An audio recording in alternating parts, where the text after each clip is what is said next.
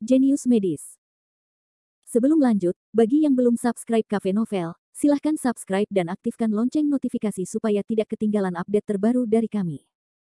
Jangan lupa juga tinggalkan like, komen dan share video ke medsos yang sahabat punya. Oke lanjut. Bab tahun 1681 sampai tahun 1684. Ya, aku akan menangkap orang sekarang. Xiao Chen menerima perintah. Dia akan memulai ketika Dai Feng menghentikannya dan berkata, tunggu.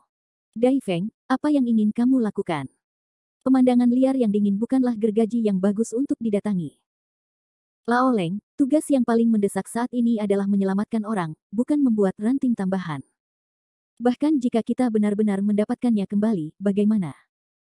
Dia juga memberi orang untuk melindunginya, dan menurutku orang-orang ini tidak dapat menangkapnya, kata Dai Feng yang marah tapi tidak kehilangan akal sehatnya.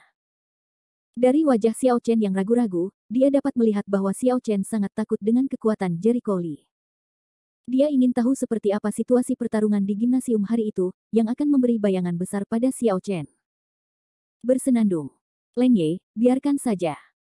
Dai Feng memanggil para pelayan, jangan kaget, cepat. Di sini, Jericho Li dengan mudah membuang orang-orang dan langsung menuju ke pusat segel ajaib. Dia semakin cepat dan terlihat semakin cemas. Tiba-tiba, dia merasakan gelombang energi khusus, dan hatinya tenggelam. Pada akhirnya, dia masih memulai, tidak mengejar. Ho! Dia menarik napas dalam-dalam, matanya memancarkan cahaya dingin, sekali lagi mempercepat, kuharap mereka bisa mengejar.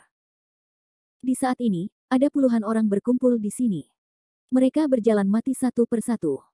Mereka sama sekali tidak sadarkan diri. Berdiri dalam posisi khusus, mereka sepertinya telah membentuk semacam formasi besar. Tak jauh dari situ, di pojok, beberapa sosok melihat menatap kerumunan orang mati yang berjalan, sangat bersemangat. Jumlah mata dalam barisan sudah cukup, tetapi setiap posisi dalam barisan harus diisi oleh orang-orang. Yulan menatap barisan itu dengan keserakahan dan kegembiraan di matanya. Hei, berikan pada kami. Cao Zuang berkata sambil tersenyum, sudah waktunya mendapatkan sesuatu setelah tata letak yang begitu lama. Segera mulai formasi besar di luar. Selama kamu mengirim orang ke formasi melalui formasi besar, kamu tidak perlu khawatir tentang jumlah orang yang tidak dapat membentuk formasi. Cao Yi menarik napas dalam-dalam. Terserah kamu. Yulan segera meminta mereka untuk bergerak. Lalu, Cao Zuang dan Cao Yi, terpisah satu sama lain, mengambil kendali atas boneka-boneka itu. Lalu, mereka membentuk barisan dalam satu peleton dan memulai barisan yang sudah tersusun. Tenda hijau muncul pada susunannya. Hahaha. Saat susunannya dimulai, Yulan tertawa terbahak-bahak. Selamat, Tuan Muda. Selamat, Tuan Muda.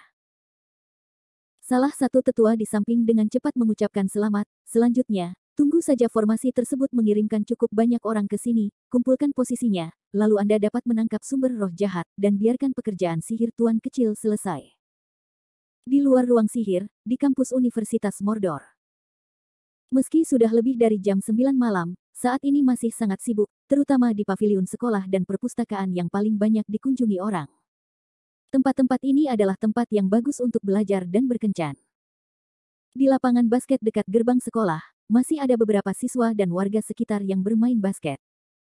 Di halaman rumput banyak siswa dan warga yang mengobrol, dan bahkan ada beberapa orang yang berkeluarga di sini.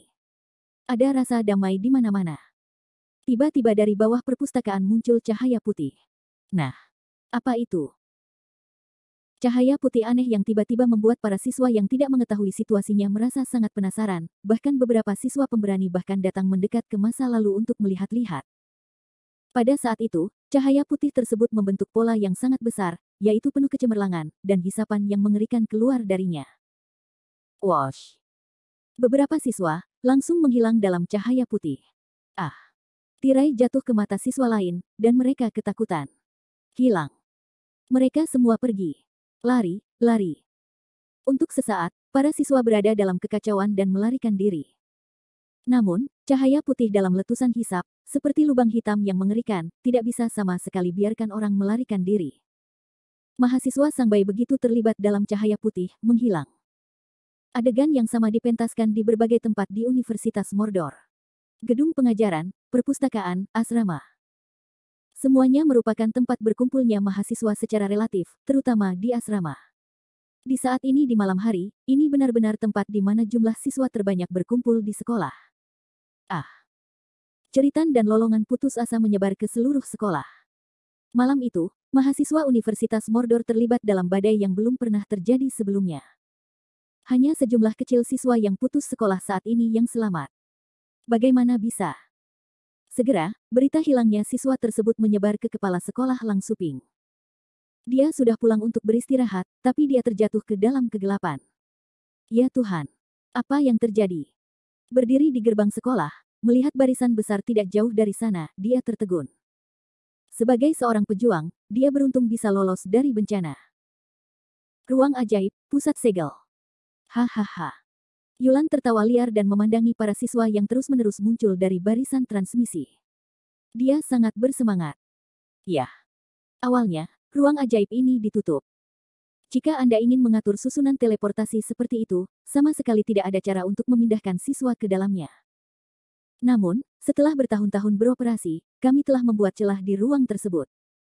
Dan melalui celah inilah susunan teleportasi dapat bekerja. Tawa Cao Yi penuh kebanggaan. Ini adalah mahakarya keluarga Cao, dan juga mahakarya dia dan Cao Zuang. Tentu saja bantuan Yulan sangat diperlukan. Pada hari ini, aku telah menunggu berhari-hari, dan akhirnya berhasil. Yulan mengepalkan tangannya dan tidak bisa menahan kegembiraannya. Jangan khawatir, Tuan Kecil Yulan. Sekarang posisinya belum siap. Kamu harus menunggu dengan sabar sebentar. Kata Cao Yi. Bagus. Dibutuhkan total 999 posisi dalam pertempuran besar. Tidak mudah untuk mengumpulkan begitu banyak posisi. Berkat operasi mereka yang panjang, mereka dapat secara akurat menangkap begitu banyak siswa dan mengubahnya menjadi posisi. Formasi di Universitas Mordo didirikan oleh keluarga Cao bertahun-tahun yang lalu, yang menghabiskan banyak usaha. Bagus. Aku sudah menunggu bertahun-tahun, tidak terlalu singkat. Yulan menggigit giginya. Selama dia bisa mendapatkan kekuatan iblis sesuai keinginannya, bagaimana kalau menunggu lebih lama lagi? Di sini, Jericho Lee awalnya bermaksud untuk pergi langsung ke pusat segel, tetapi dia mengubah arahnya di tengah jalan. Saya khawatir sudah terlambat untuk sampai ke sana sekarang. Lebih baik berjudi. Dia adalah orang yang sangat tegas, memikirkan tindakan balasan, dan akan segera mengambil tindakan. Jika anggota keluarga Cao dan Yu Mingsong ingin menangkap kekuatan iblis, mereka pasti akan menggunakan formasi, yaitu formasi yang jatuh. Formasi ini membutuhkan banyak orang yang masih hidup sebagai posisi untuk mengekstrak esensi kehidupan mereka dan membuka segelnya. Roh iblis tingkat susunan ini, hanya saya yang mengatur susunan keberuntungan, dapat membalikkan serangan, tetapi sekarang saya khawatir sudah terlambat, setidaknya saya harus menunda waktu, untuk mendapatkan cukup waktu bagi Wen Tiren untuk mengatur kekayaan himpunan. Bab 1682. Tidak mudah menghentikan konspirasi antara keluarga Cao dan Yu Mingsong. Pertama-tama, setelah susunan langit jatuh dimulai, itu hanya dapat dipatahkan dengan formasi keberuntungan. Namun pembentukan rejeki tidak mudah untuk diatur. Dia menugaskan tugas itu kepada Wen Tiren. Sayangnya, itu tidak jauh dari awal susunan langit yang jatuh, tetapi tidak ada tanda-tanda dimulainya susunan keberuntungan. Terlihat Wen Tiren dan timnya belum menyusun susunannya. Jika Anda tidak dapat mengalahkan susunan langit yang jatuh dalam waktu singkat, setelah kekuatan susunan langit yang jatuh memecahkan segel roh iblis, maka akan terlambat untuk pembentukan susunan keberuntungan besar. Oleh karena itu, ia harus menunda formasi, mengulur waktu untuk Wen Tiren, dan mengganggu kekuatan formasi. Setidaknya dia tidak bisa membiarkan Yulan dan yang lainnya berhasil dalam rencana mereka. Saat ini, hanya ada satu cara untuk menghentikan peluncuran susunan yang jatuh. Yaitu dengan menemukan hantu yang menjaga segel ruang ajaib ini. Melalui hantu-hantu itu, untuk memblokir awal dari susunan yang jatuh. Menendang.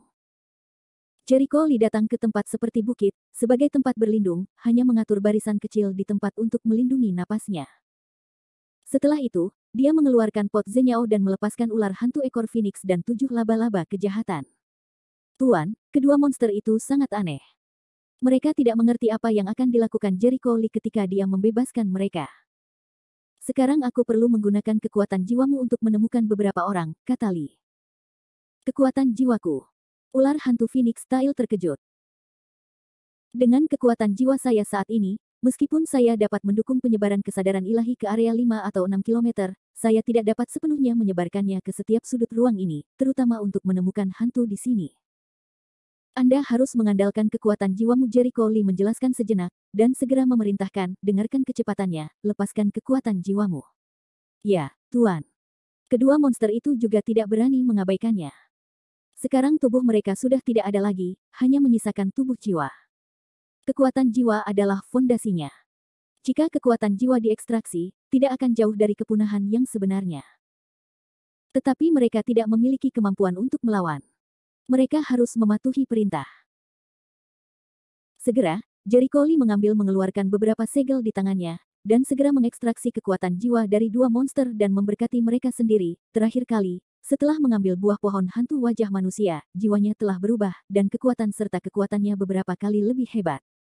Tapi kali ini, secara umum, gerakan berbahaya semacam ini adalah periode gangguan, dan master tidak berani menggunakannya dengan mudah. Karena dalam proses pencarian jiwa dalam jarak yang luas, roh harus cukup fokus tanpa ada gangguan apapun, artinya sekali orang lain menyerang, mereka bahkan tidak bisa bersembunyi. Selain itu, jika kekuatan jiwa seseorang tidak cukup kuat, maka ketika menggunakan pencarian jiwa, akan mudah untuk disakiti oleh orang lain yang memiliki kekuatan jiwa yang kuat. Jiwa bisa berbeda dengan tubuh. Sulit untuk memperbaiki kerusakan jiwa. Ditambah dengan karakteristiknya yang halus, sekali terluka, akibatnya tidak terbayangkan. Kebanyakan orang menggunakan trik ini hanya ketika mereka sangat terlindungi. Kali ini, Jericho Lee tidak punya pilihan selain mengambil risiko seperti ini. Sekarang waktunya mendesak, dia tidak bisa menghabiskan banyak waktu untuk menemukan hantu itu. Jika Anda benar-benar ingin melakukan itu, ketika dia menemukannya, saya khawatir iblis akan dilepaskan oleh susunan langit yang jatuh. Ledakan. Saat dia mengekstraksi kekuatan jiwa dua monster, Jericho Lee segera merasakan perluasan tajam lautan pengetahuan. Itu adalah monster tingkat roh. Kekuatan jiwanya sangat kuat. Jericho Lee senang karena kekuatan jiwa ular hantu ekor Phoenix jauh lebih kuat dari yang dia bayangkan. Dengan berkah kekuatan ini, kekuatan jiwa dari 7 laba-laba kejahatan bahkan bisa diabaikan. Ledakan. Pada saat berikutnya, Jericho Lee segera melepaskan kesadaran ilahinya. Lautan kesadaran berfluktuasi dengan hebat, dan kesadaran ilahi berkembang tanpa batas. Dia mengamati ruang ajaib ke segala arah. Dalam beberapa tarikan napas, dia mengetahuinya. Ya, itu dia. Dia segera mendesak kesadaran ilahi untuk mencari di masa lalu. Di puncak ruang arah barat laut, dia mendeteksi beberapa nafas jiwa yang samar. Begitu kesadaran ilahi mendekat, beberapa nafas jiwa segera menguat dan kesadaran ilahinya pulih kembali. Siapa yang memata-matai kita?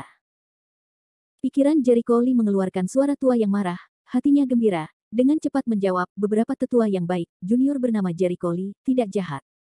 Lalu suara tua berkata, siapa kamu? Mengapa Anda ingin menjelajahi kami? Senior, saya tidak punya pilihan selain melakukan ini, tetapi saya tidak bisa melakukannya sekarang. Komunikasi jiwa jauh lebih cepat daripada kata-kata. Jericho Lee dengan cepat menjelaskan, beberapa pendahulu harus menjadi martir keluarga Guan yang menjaga segel iblis. Saya telah mendengar dari Guan Sun dan Guan Zilong. Ini bukan waktunya untuk mengobrol. Saya akan mempersingkat cerita. Saya juga memikul tanggung jawab yang sama dengan para pendahulu saya. Sekarang saya membutuhkan mereka untuk membantu saya melakukan satu hal, yaitu menghentikan penyelesaian formasi. Jika tidak, setelah pembentukan formasi, akan terlambat. Apakah kamu juga seorang wali? Suara tua itu terkejut. Tidak ada fluktuasi abnormal dalam kekuatan jiwanya, yang harus dikatakan benar.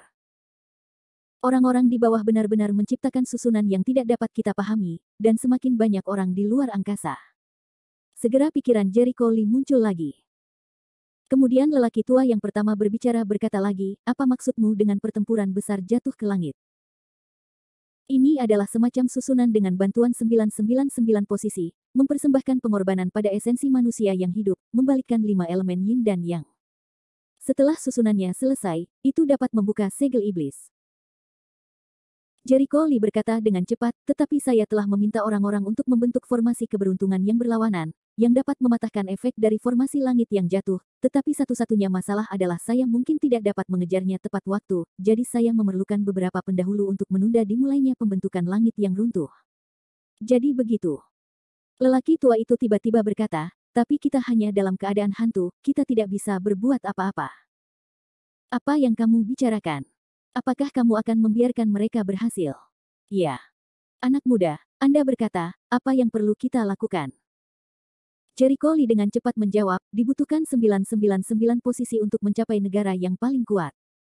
Selama posisinya kurang, kekuatannya tidak akan mencukupi. Dan sekarang mereka menggunakan susunan teleportasi untuk menteleportasi makhluk hidup, menyatukan 999 orang. Selama mereka dapat mematahkan susunan teleportasi, mereka tidak akan dapat mengumpulkan semua posisi. Bagus. Bagaimana cara kita memecahkan susunan teleportasi? Tidak mudah untuk memecahkan susunan teleportasi dalam keadaan hantu kita saat ini. Beberapa orang tua sangat khawatir. Jika mereka masih sehat, akan mudah untuk melakukan hal sekecil itu, tetapi sekarang mereka tidak bisa. Bab 1683. Kamu tidak perlu meremehkan dirimu sendiri. Ruang ini awalnya tertutup dan ada banyak larangan. Tidak mungkin susunan teleportasi melewati ruang ini dan mengirim orang masuk. Aku menemukan celah di ruang itu sebelumnya. Itu pasti jadilah celah yang membuat susunan teleportasi berfungsi. Jericho Lee menjelaskan. Maksudnya, tutup saja celahnya. Iya. Letak celahnya berada di timur dan sedikit ke utara. Kelima elemen tersebut jauh dari api dan bulan serta bintang yang memudar. Celahnya, susunan teleportasi akan segera kehilangan efeknya. Jericho Lee berkata dengan sungguh-sungguh, terserah para senior jika kita dapat menunda penyelesaian susunan langit yang jatuh. Setelah susunan langit yang jatuh 100% selesai, bahkan saya bisa, aku tidak akan menghancurkan susunannya dalam waktu singkat. Pada saat itu, roh jahat akan membuka segel dan membahayakan rakyat jelata. Saat suara itu jatuh, Jericho Lee jelas merasakan keheningan singkat di benaknya. Butuh waktu lama hingga suara lama itu terdengar lagi. Serahkan pada kami. Laut sempat hening beberapa saat. Jericho Lee menarik napas dalam-dalam dan segera memulihkan kesadarannya. Ada gelombang dahsyat lainnya di laut. Jericho Lee tiba-tiba merasa gelap di depan matanya dan kepalanya pusing. Dia menarik napas dan menutupi kepalanya. Terlalu mahal. Saya tidak ingin menggunakan trik ini untuk kedua kalinya. Bahkan dengan berkah dari ular hantu ekor Phoenix dan kekuatan jiwa laba-laba 7 dosa, dia tidak dapat menanggung biaya untuk mempertahankan pencarian skala besar dan komunikasi ilahi jarak jauh. Bahkan kekuatan jiwa ular hantu ekor Phoenix dan laba-laba 7 kejahatan sudah banyak dikonsumsi, setidaknya butuh beberapa saat untuk pulih. Sambil menggelengkan kepalanya, Jericho Lee menarik napas dalam-dalam dan berdiri. Matanya menyipit. Aku sudah memberimu waktu, dan kamu harus mempercepat. Saat ini, masyarakat dari 8 penjuru sedang sibuk mengatur. Awalnya, ini dilakukan oleh 3 orang, dan yang lainnya bertanggung jawab untuk membantu atau melindungi, tetapi susunan-susunannya sangat rumit sehingga masing-masing dari mereka harus berpartisipasi di dalamnya. Mereka sepenuhnya orang awam dalam barisan. Awalnya Jericho Lee menerima begitu saja. Jaraknya sekitar 1 kilometer dari pusat segel. Sebuah tim kecil dengan cepat mendekati bagian tengah segel, dipimpin oleh seorang pria yang penuh besi dan darah dan terlihat seperti pria tangguh. Hei, Dai Feng, si bodoh itu, aku tahu dia belum datang ke sini. Wajah pria itu menunjukkan ekspresi jijik. Atau Kapten Kong, kamu bijaksana.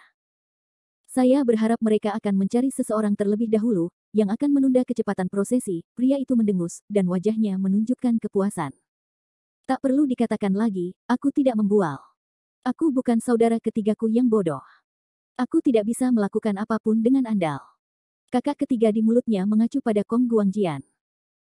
Adapun dia adalah Kong Guangying, anggota kedua dari keluarga Kong dan dikenal sebagai elang terbang. Dia bukan anggota salah satu dari 3 tim Wei Long, Wei Hu dan Hiu Hitam. Dia hanyalah pemimpin tim pasukan khusus biasa. Di keluarga Kong, Kong Guangjian selalu dianggap sebagai kebanggaan keluarga dan orang yang paling mempesona. Orang lain, meski punya prestasi, juga diliputi oleh kecemerlangan Kong Guangjian. Untuk hal ini, Kong Guangying tidak yakin. Meskipun dia hanya seorang pemimpin tim, dia tidak menganggap dirinya lebih buruk dari Kong Guangjian. Dia kurang lebih sok. Tentu saja ia memiliki kemampuan untuk menjadi kapten tim pasukan khusus. Itu dia. Orang-orang di dekatnya tertawa. Kong Guangying tertegun dan menoleh untuk melihat seorang pria paruh baya di sampingnya. Tuan Ai, apakah kita ingin bergegas sekarang? Jangan khawatir, kata Master Ai dengan tenang, tunggu sampai pengintai kembali. Begitu kata-katanya selesai, seorang pria berlari kembali dengan tergesa-gesa. Lihat, begitu dia berkata, Kong Guangying tersenyum dan melangkah maju. Namun, ketika mereka mendekat, dia melihat kondisi pria itu, dan wajahnya tiba-tiba berubah. Ada apa? Apa yang terjadi dengan lukamu? Dan kenapa hanya kamu yang kembali, dan yang lainnya? Kita disergap.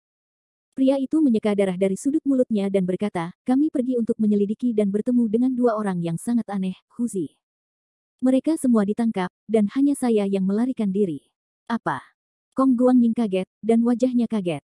6 dari kalian pergi untuk menyelidiki, dan 5 dari kalian ditangkap. Dia merasa bahwa hanya berbicara omong kosong, tetapi jika itu tidak benar, dia tidak akan kembali sendirian. Kong Guangying merasa tidak enak dan segera melihat ke arah Master Ai. Master Ai, bagaimana menurutmu? Master Ai berpikir sejenak, aneh di ruang ini, dan tidak baik bagi seseorang untuk berani masuk sebelum kita. Dan di sepanjang jalan, saya menemukan bahwa sepertinya seseorang telah memulai suatu susunan, dalam tata letak, set naik. Wajah Kong Guangying terkejut. Siapa yang begitu berani dan berani berbaris pasukan di tempat seperti itu? Apakah Anda ingin membuat keributan besar? Itu tidak sepenuhnya pasti. Kong Guangying sangat terkejut sehingga dia berkata, apakah itu Master Ai, guru surgawi Li yang Anda katakan? Dia tidak dapat menahan diri untuk curiga bahwa dia telah mendengar tentang Li Tianxi lebih dari sekali sebelumnya, dan dia sangat ingin tahu tentangnya. Aku tidak tahu. Tuan Ai menggelengkan kepalanya. Saya juga belum benar-benar bertemu Li Tianxi. Namun, kebangkitan Li Tianxi di Sichuan Selatan tidak hanya misterius asal-usulnya, tetapi juga misterius artinya. Dia mahir dalam susunan. Sangat mungkin dia juga akan datang ke sini. Dan saya keponakan bodoh, hanya karena dia telah merusak masa depannya yang cerah, tidak bisa melakukan yang terbaik di masa depan. Nama aslinya adalah Ada. Dia adalah Paman Zhao Aihua. Kali ini dia diundang oleh Kong Guangying untuk membantunya, tetapi tujuan penting lainnya adalah membalas dendam pada Li Tianxi. Sejak Li Tianxi mengubah Aihua menjadi seorang kasim, Aihua sangat terpukul. Dia tidak punya niat untuk berlatih lagi dan sangat dekaden setiap hari.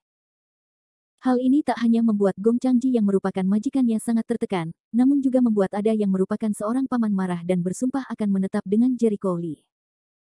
Meskipun dia dan Aihua tidak memiliki hubungan darah, bagaimanapun juga, dengan nama keluarga yang sama, dia tidak bisa hanya duduk diam dan mengabaikan mereka.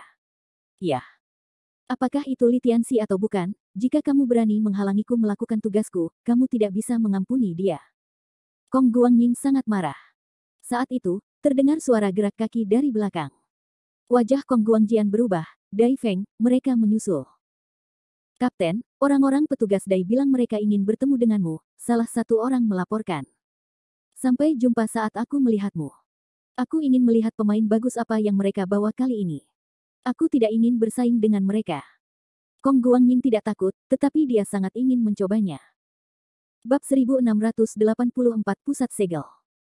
Para idiot itu, apakah mereka semua dalam posisinya? Yulan bertanya dengan nada mencemooh. Tentu saja. Cao Zhuangjie mencibir, bodoh sekali, semakin banyak kamu datang, semakin baik. Sebaliknya, itu bisa mempercepat kita menyelesaikan pertempuran besar. Sangat bagus. Wajah Yulan menunjukkan kepuasan. Tapi kamu tidak bisa tenang, Cao Yi berpikir sejenak dan berkata, geng itu baru saja datang ke sini. Terlihat seseorang telah menemukan rahasianya di sini. Aku khawatir seseorang akan segera mengacaukan situasi. Titik. Di akhir pertempuran, jika kamu diganggu di tengah pertempuran, semua pencapaianmu sebelumnya akan sia-sia. Mendengar ini, wajah Yulan tenggelam, Bagaimanapun, susunan langit yang jatuh harus diselesaikan. Tetua, bantu Cao Zuang dan Cao Yi menghentikan mereka yang tidak tahu cara mati. Baik, Tuan Muda. Tetua di satu sisi segera bertindak. Di sini, Kong Guangying bertemu Dai Feng dan yang lainnya.